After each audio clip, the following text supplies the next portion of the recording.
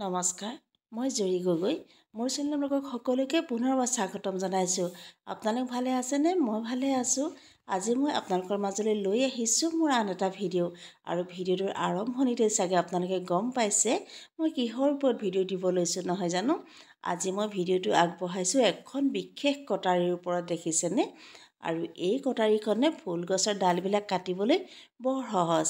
আৰু মই সহজ পালোঁ, সেয়েহে মই ভাবিলোঁ আপোনালোককো দেখুৱাই দিওঁ। এতিয়া যিহেতু কলম দিয়াৰ বতৰ নহয় জানো, আৰু সেয়েহে এই কটাৰীখনে মই এই ডালবিলাক কলম দি দিছোঁ। আৰু কিছুমান যিবিলাক ডাল গছজোপাক বেয়া দেখি সেই ডালবিলাক কাটি দিছোঁ। আৰু এই কটাৰীখনে কিন্তু সঁচাকৈ কলম দিবলৈ বহুত সহজ, জানেনে? আৰু এই মচুন্দৰাজোপা চাওকচোন, গোটেই জোপাই কলম দি দিছোঁ, দেখিছেনে? তাৰ পাছতে সেই যে দেখিছে শেৱালিজোপা, সেইজোপাও কলম দি দিছোঁ।